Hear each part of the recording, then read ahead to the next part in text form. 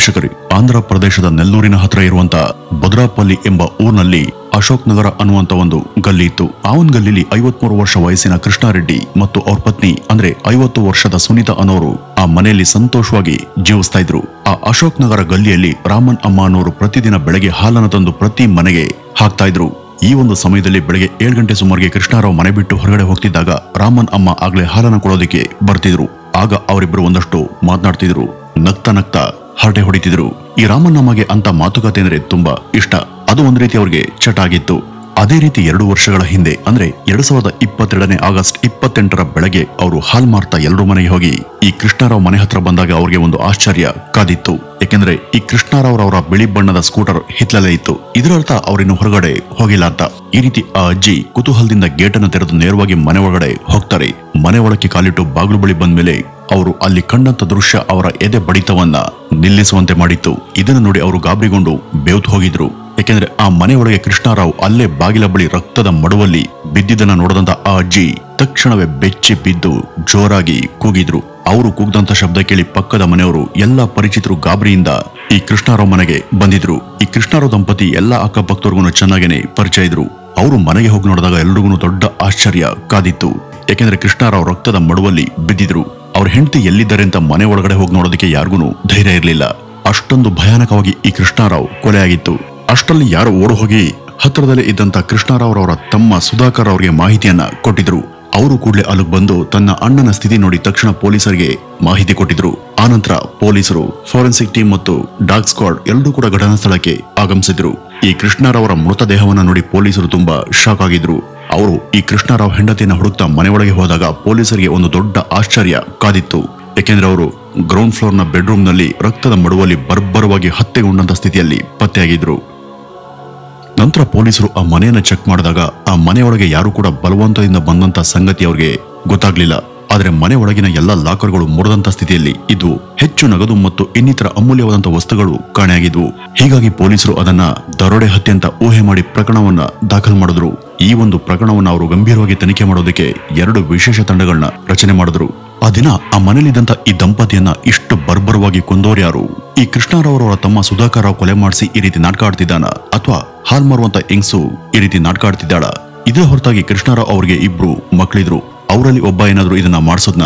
ಇಂಥ ಹಲವು ಅನುಮಾನಗಳ ಜೊತೆಗೆ ಪೊಲೀಸರು ತನಿಖೆಯನ್ನ ಶುರು ಮಾಡ್ತಾರೆ.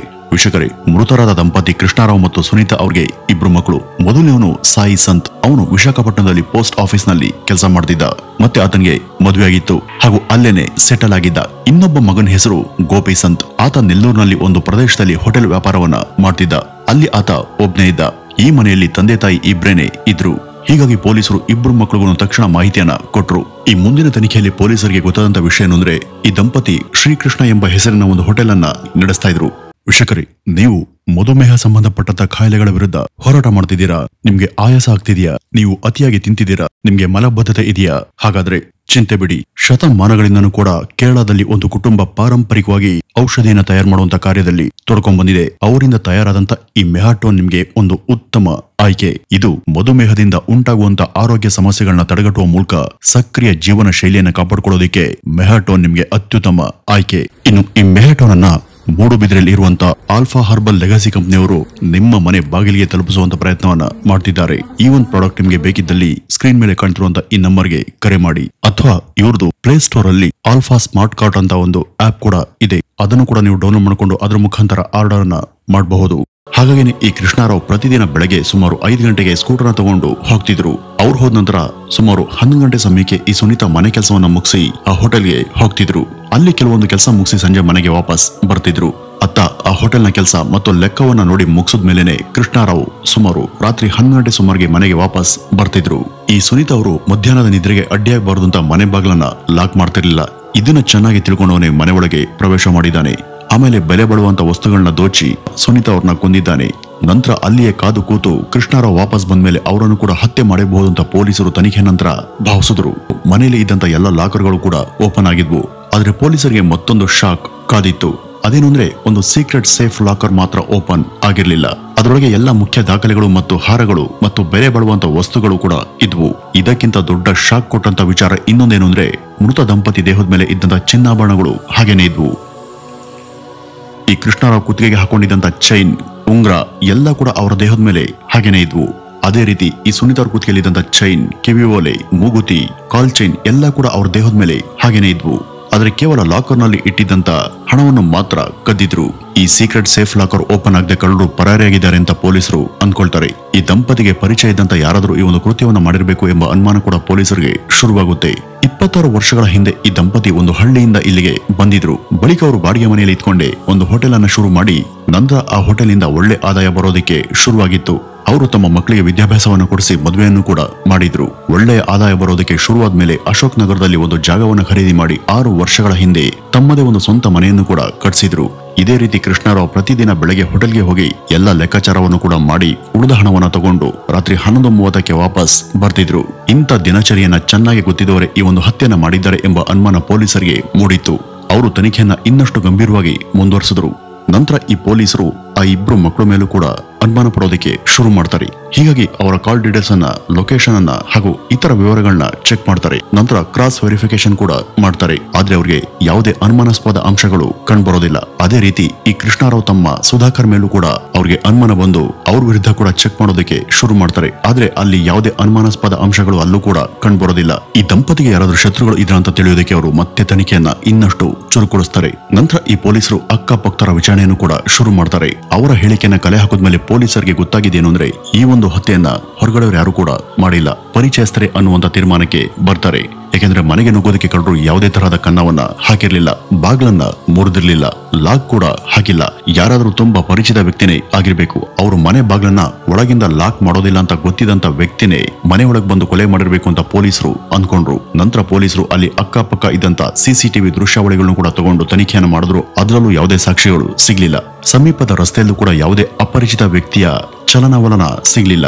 ಈ ದಂಪತಿಯ ಸಂಬಂಧಿಕರು ಕೂಡ ಯಾರೂ ಬಂದಿಲ್ಲ. ಮಕ್ಕಳು ಕೂಡ ದೂರದಲ್ಲಿದ್ದಾರೆ. ಆದ್ರೆ ಇವರ ಮನೆ ಹತ್ರ ಇದ್ದಂತ ದಾರಿಯನ್ನ ದಾಟಿದ್ರೆ ಒಂದು ಕಟ್ಟಡ ಇದೆ. ಆ ಒಂದು ಕಟ್ಟಡದಲ್ಲಿ ಬಾಡಿಗೆ ಇರ್ತಾ ಇದ್ದಂತ ಹುಡುಗರ ಮೇಲೆ ಪೊಲೀಸರಿಗೆ ಅನುಮಾನ ಶುರುವಾಗುತ್ತೆ. ನಂತರ ಪೊಲೀಸರು ಆ ಕಟ್ಟಡದ ಬಳಿ ಹೋಗಿ ತನಿಖೆಯನ್ನು ನಡೆಸಿದಾಗ ಪೊಲೀಸರಿಗೆ ಬೆಚ್ಚಿ ಬೀಳುವಂತ ಒಂದು ವಿಚಾರ ಗೊತ್ತಾಗುತ್ತೆ. ಪೊಲೀಸರು ಊಹೆ ಮಾಡದಂತಾನೆ ಸತ್ಯ ಹೊರಗಡೆ ಬಂದಿತ್ತು. ಹೌದು, ಕೊಲೆ ನಡೆದಂತ ದಿನದಿಂದ ಚಿಂಟು ಎಂಬ ಯುವಕ ಆ ಕಟ್ಟಡದಿಂದ ಕಾಣೆಯಾಗಿದ್ದಾನೆ ಎಂಬ ಮಾಹಿತಿ ಲಭ್ಯ ಆಗುತ್ತೆ. ಅವನು ಕೃಷ್ಣರಾವ್ ಮತ್ತು ಸುನೀತಾ ಅವ್ರ ಮನೆಗೆ ಪದೇ ಪದೇ ಬರ್ತಾ ಇದ್ದ ಅಂತಾನೂ ಕೂಡ ಗೊತ್ತಾಗುತ್ತೆ. ಕಟ್ಟಡದ ಸಿಸಿಟಿವಿನ ಚೆಕ್ ಮಾಡಿದಾಗ ಪೊಲೀಸರಿಗೆ ಇನ್ನೊಂದು ಶಾಕ್ ಕಾದಿತ್ತು.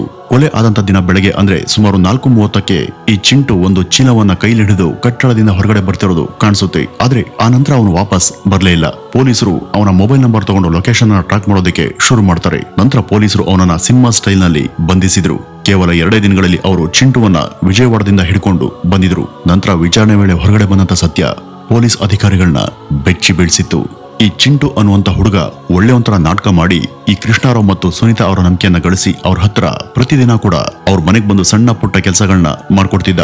ಅವನ ನಡವಳಿಕೆ ಮತ್ತು ಗುಣ ನೋಡಿ ಈ ದಂಪತಿ ಅವನ್ಗೆ ಮನಸೋತಿದ್ರು. ತಮ್ಮ ಮನೆ ಮಗನಂತೆ ಭಾವಿಸಿ ಪ್ರೀತಿಸ್ತಾ ಇದ್ರು. ಅವನ ಮೇಲೆ ಬಹಳಷ್ಟು ನಂಬಿಕೆಯನ್ನ ಇಟ್ಟಿದ್ರು. ಆದ್ರೆ ಈ ಚಿಂಟು ಬಾಲ್ಯದಿಂದಲೇ ಒಬ್ಬ ದೊಡ್ಡ ಅಪರಾಧಿ ಹಾಗೂ ಅವನ ವಿರುದ್ಧ ಈಗಾಗಲೇ ಹಲವಾರು ಕಳ್ಳತನ ಮತ್ತು ದರೋಡೆಯ ಪ್ರಕರಣಗಳು ದಾಖಲಾಗಿದ್ವು.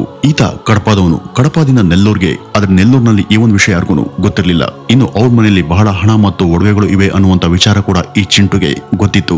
ಅದನ್ನ ಹೇಗಾದ್ರೂ ಮಾಡಿ ತನ್ನ ವಶಕ್ಕೆ ಪಡ್ಕೊಳ್ಬೇಕು ಅಂತ ಈತ ಒಂದು ದೊಡ್ಡ ಪ್ಲಾನ್ ಅನ್ನ ರೂಪಿಸಿದ್ದ. ಈ ಚಿಂಟು ಅವತ್ತು ಹತ್ಯೆ ದಿನ ಅವ್ರಿಗೆ ಸಹಾಯ ಮಾಡೋದಕ್ಕೆ ಬೆಳಬೆಳಗಿನೇ ಅವ್ರ ಮನೆಗೆ ಬಂದಿದ್ದ. ಅಲ್ಲಿಗೆ ಬಂದವನೇ ತಕ್ಷಣ ಈ ಕೃಷ್ಣರಾವ್ ಅವರನ್ನ ಹಗ್ಗದಿಂದ ಉಸಿರುಗಡಿಸಿ ಕೊಂದಿದ್ದ. ಶಬ್ದ ಕೇಳಿ ಸುನೀತಾ ಅವರು ಹೊರಗಡೆ ಬಂದಾಗ ಅವ್ರ ಮೇಲೆ ಅಡಿಗೆ ಮಾಡುವಂತ ಚಾಕುವಿನಿಂದ ಕ್ರೂರವಾಗಿ ಹಲ್ಲೆ ಮಾಡಿದ್ದ. ಇಬ್ಬರನ್ನು ಕೂಡ ಕೊಂದ ನಂತರ ಮನೆಯಲ್ಲಿದ್ದಂತ ಚಿನ್ನಾಭರಣ ಹಾಗೂ ನಗದುವನ್ನ ಕದ್ದು ಪರಾರಿಯಾಗಿದ್ದ. ಈ ಒಂದು ಪ್ರಕರಣ ಆ ನೆಲ್ಲೂರಿನ ಜನತೆಯನ್ನ ಒಂದು ಕ್ಷಣ ಬೆಚ್ಚಿ ಬೀಳಿಸಿತ್ತು. ನಂತರ ಈ ಚಿಂಟುವನ್ನ ಬಂಧಿಸಿ ಜೈಲಿಗೆ ಕಳುಹಿಸಲಾಯಿತು. ಆದ್ರೆ ಈ ದುರ್ಭಾಗ್ಯಕರ ಘಟನೆ ಇವತ್ತಿಗೂ ನೆಲ್ಲೂರಿನ ಜನ ಮನಸ್ಸಲ್ಲಿ ಅಚ್ಚಳಿಯದೇನೆ ಹಾಗೇನೆ ಉಳಿದೋಗಿದೆ. ಈ ಚಿಂಟುವನ್ನ ಸರಿಯಾದ ಸಮಯಕ್ಕೆ ಬಂಧಿಸ್ತಾ ಇದ್ದಿದ್ರೆ ಇನ್ನೂ ಅನೇಕ ಮುಗ್ಧ ಜೀವಗಳನ್ನ ಬಲಿ ತೆಗೆದುಕೊಳ್ತಿದ್ದ ಅಂತ ಪೊಲೀಸರು ಒಂದು ಪ್ರೆಸ್ ಮೀಟ್ ನಲ್ಲಿ ತಿಳಿಸಿದ್ರು. ವೀಕ್ಷಕರೇ, ಈ ಒಂದು ಪ್ರಕರಣ ನಮ್ಗೆ ಒಂದು ಪಾಠವನ್ನ ಕಲಿಸುತ್ತೆ. ಎಲ್ಲರೂ ಕೂಡ ಒಳ್ಳೆಯವರಂತಾನೆ ವರ್ತಿಸ್ತಾರೆ, ಆದ್ರೆ ಅವರೆಲ್ಲರೂ ಒಳ್ಳೆಯವರಾಗಿರೋದಿಲ್ಲ. ಇಲ್ಲಿ ನಿಮ್ಮ ಕುರುಡು ನಂಬಿಕೆ ನಿಮ್ಮ ಜೀವಕ್ಕೆ ಕುತ್ತನ ತರತೆ ಅನ್ನೋದನ್ನ ಈ ಒಂದು ಪ್ರಕರಣ ನಿಮ್ಗೆ ನೆನಪಿಸುತ್ತೆ ಅಂತ ಹೇಳ್ತಾ ಈ ಒಂದು ವಿಡಿಯೋವನ್ನ ಇಲ್ಲಿಗೆ ಮುಗಿಸೋಣ. ಇನ್ನು ಇದ್ರ ಬಗ್ಗೆ ನಿಮ್ಮ ಅನಿಸಿಕೆಯನ್ನ ಕಮೆಂಟ್ ನಲ್ಲಿ ತಿಳಿಸಿ. ನಮಸ್ಕಾರ.